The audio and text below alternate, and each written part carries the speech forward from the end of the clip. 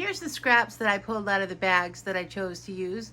I'm going to make my Scrappy pot holder with more fall colors. These 3 pairs of pants here in the front I'm going to use for the backs of my Scrappy pot holder, and I'm just not sure which colors I'm going to use yet.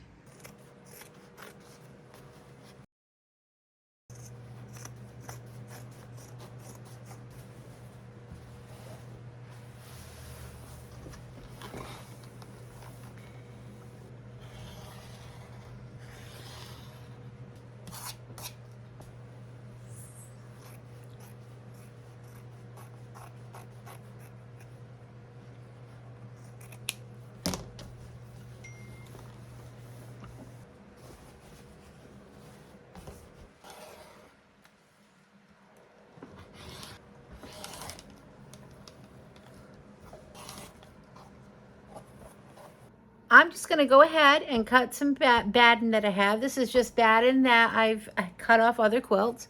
And I'm going to cut this down 1 inch smaller than my backing. So I want this one, I made mine at 10 inches. I want this one at 9 inches.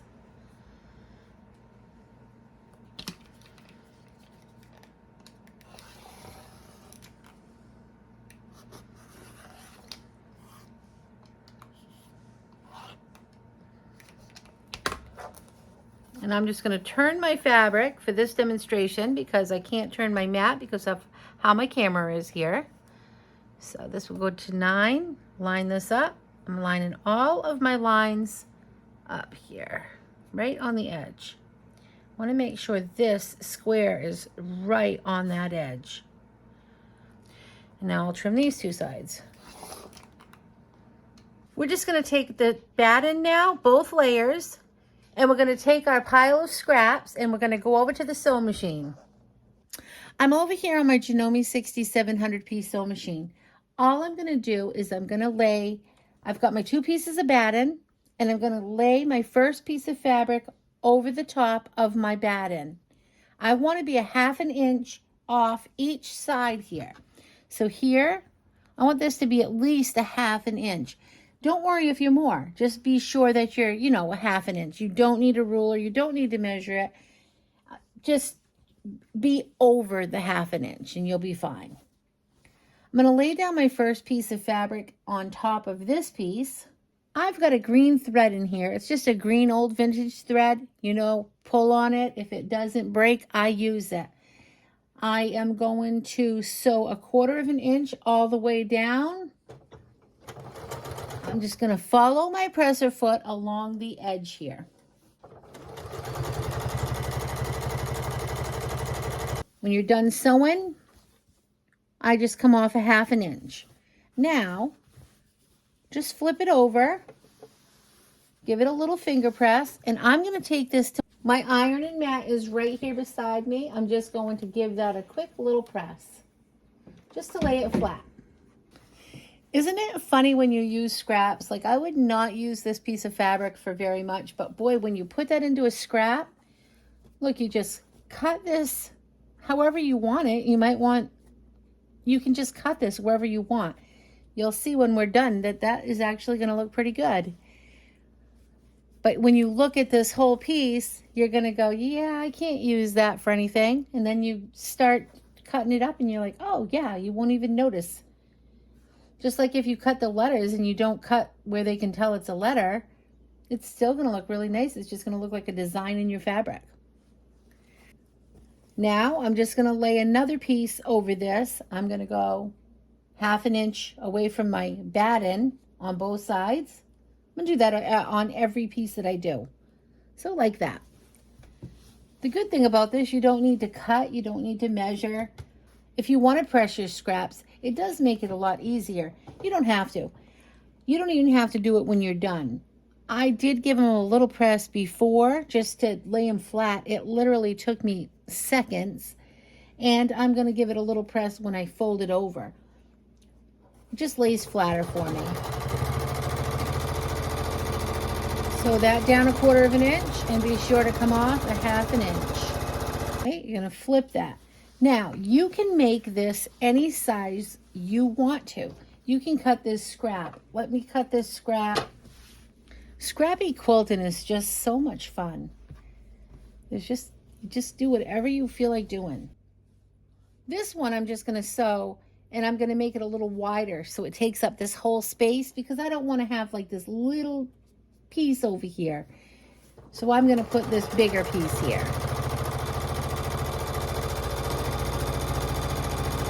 Come off a 1/2 inch or more. Fold it over. So there, that piece is done. See? It's got a big overhang. That's fine. I'm going to leave it just like that till I trim it up. I'm going to get rid of a lot of this brown. It's just way too wide, so I'll just cut that down wherever I feel like it. Have room to put a few extra pieces. Now I'm going to put probably a light piece in here. Just try to go dark and light. Give it a little contrast. And same thing. Give it a press. All right. I think I want to trim this piece down a little bit. Just a little too wide. I want to have a couple more colors in there. This one was done on a serger, so I'm just going to go ahead and cut that off there.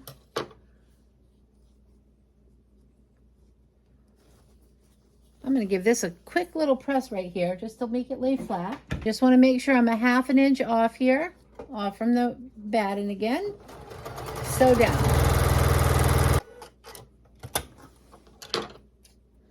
And now I'm going to open that right up and give it a little press. Here's what it looks like all sewn together. It doesn't look like much. Now I'm going to trim this up. All I'm going to do is line my ruler up at my 1/2 inch overhang. I'm going to line this top up to make sure my corner's right in there. And I'm going to give it 2 cuts. I'll be able to cut two cuts here. This way and this way. And then we can turn it and do it again. I'm going to give this one more press because I want it just to lay super, super flat for me. And I like to press. All I'm going to do now is I'm going to take my top right side up. I'm going to take my back right side down. And I'm going to just match those up. I'm just going to take and put these together to give a crease right in the middle. And then I'll flip it back over. So there's my center point with my crease. I'm going to fold my handle in half. I'm going to open this up. I'm going to put that right on the line, but I'm going to put it a little higher. I want to be sure to catch that when I'm sewing. You can either use a pin here or you can use a clip. It is pretty thick, so you want to have your loop part facing you. You want to have your raw edges out. And you want to have that little bit of an overhang to be sure that we catch this in our seams. Okay, put that over. And now stick a couple of pins in it if you want to, just to hold this together to get over to your sewing machine so it doesn't shift. So now just take and give yourself a 3-inch opening somewhere. You can eyeball it. If you know what 3 inches looks like, just go ahead and do that. Or you can just look at your mat here. Let's look at the mat, and I'll make a little dot. 1, 2, 3. Boom. I'm going to leave that opened. So I am going to start right here. I'm going to sew this a 1/2 inch in. That'll probably bring me right about to where my batting is now, inside there. So I'll follow this down and I'll do a 1/2 inch. It'll be good and secure. I'll see you at the sewing machine. I'm going to set my machine to a 1/2 inch. See where I have these 2 lines that are going to be the opening? I'm going to start on the one closest to me. I'm going to sew all the way around at the 1/2 inch. And I'm going to pull my pins out when I get to them. Come around and I'm going to pivot right here on the end. Once you've made that pivot, you just want to follow your presser foot right here on the side. You're going to go all the way around to where that mark is that we made. Pull the pin out.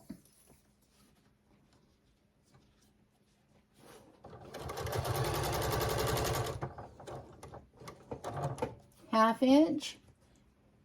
You'll be able to, eventually what will happen is you'll be able to know where your half-inch mark is. When you go to turn it, either you're going to be on it or you're not. You may have to back up a stitch or you may have to go forward a stitch. All right, just follow it, keep following it. Make sure your both fabrics are always pulled out. Sometimes they get tucked up under and then that will mess you up. So every once in a while, check on those corners to make sure they're out. What my goal is to come around and hit right back here. And I'm just going to make sure my bottom is pulled out. Okay. Now I'm at my handle. I'm going to pull my pin out. It's going to be really thick here, so just go slow. You can hear my machine's going to not like it. I'm going to go slow. Now that it's flattened out, it won't mind it so much. I'm going to give it a back stitch. And I'm going to go over it again. Slow. That will give it a good secure. Just going to go ahead and continue sewing. You've secured that handle in. When you come to the end, look for your half an inch and pivot. Now we're just going to come right back here to the beginning of that opening. When you get there, you're just going to go ahead and give yourself a back stitch. And then you can break your thread. We're just going to cut these little corners off. Don't go into this seam though. We'll cut that to get rid of the bulk, so when we turn this inside out, it will be, it'll lay a lot flatter and not be so bulky. And then if you have any extra here, you can go ahead and cut that off. Each inside of your pot holder, and you're going to start pulling this all the way right side out. And you got to go, you know, you got to take it easy not to rip the seams, but if you leave a big enough opening, that's what I find. I find on a lot of tutorials, they leave really tight openings and it's very, very hard to get your hands in there. I'd rather just sew it up at the end. So I make mine a little bit bigger than I see a lot of people that, you know, how they do it. But you'll find what works for you. Some people just don't want that big of an area to sew back up because you can see it. You know, you're going to be able to see it a little bit. Go ahead, grab a chopstick or something that has a blunt end that you can get in there and push out your corners. You can give it a little roll. Just don't push too hard. You don't want to pop through. So then you fix it, and that's not that much fun. Okay, and then my last corner is right here.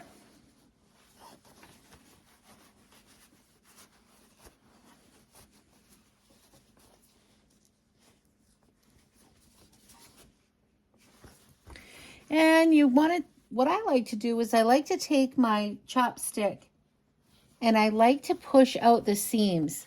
See here? See how that is? I just like to give that a little bit of a push all the way around. Just makes it lay flatter.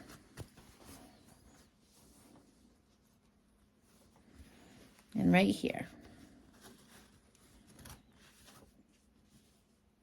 Okay, now I've got to take care of this piece.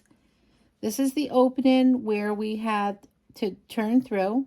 I'm just going to fold this piece of fabric over. And I'm going to line this up. Because we cut our batten smaller than we did the back and the top, it won't be, it's going to be really great working around the edges here. It's not going to be all bulky. If you ever make one and you do leave them the same size, you'll see how bulky that is, and you may want to trim some of the batten over here. You're not going to find that with this one, though. This one is going to lay good and flat. on the edges. So now what I'm going to do, I'm going to just take this right here to my mat and I'm going to give that a little press.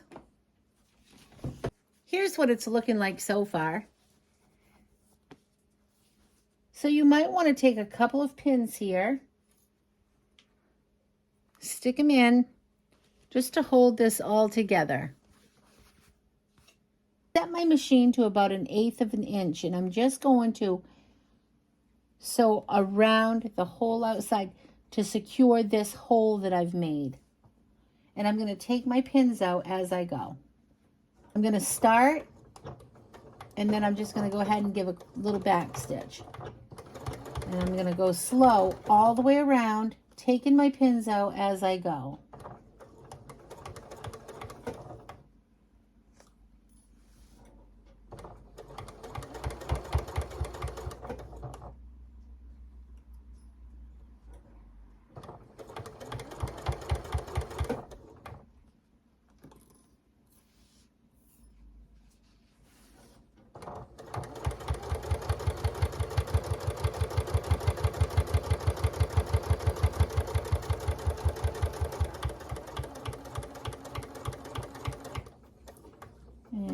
You're going to pivot right here and turn, and you'll know when you're there because you're going to be lined right back up here.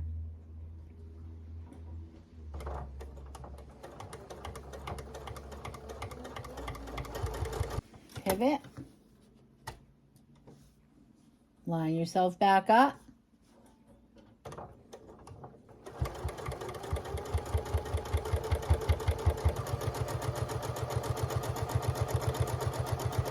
Now I'm coming back to my handle.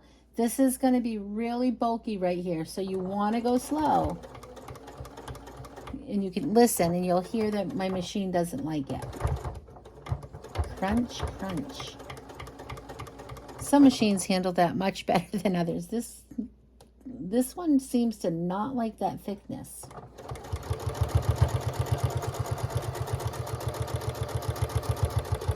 Okay, I'm going to come right back here to the end, pivot.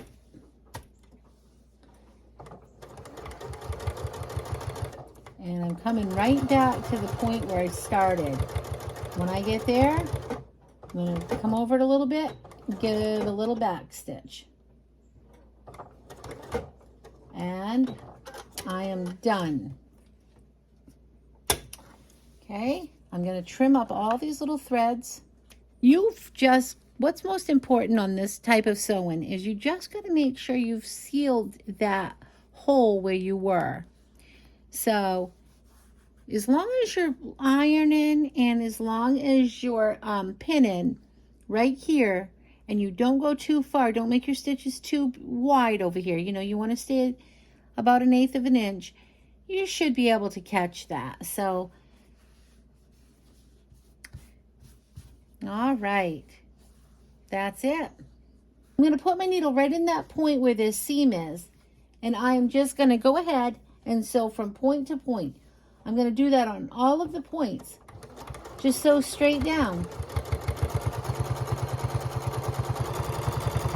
So you're just making an X. Side of the point, I'm going to go ahead and give it a back stitch. I didn't on the other one, and I'll cut it right there. And that is it.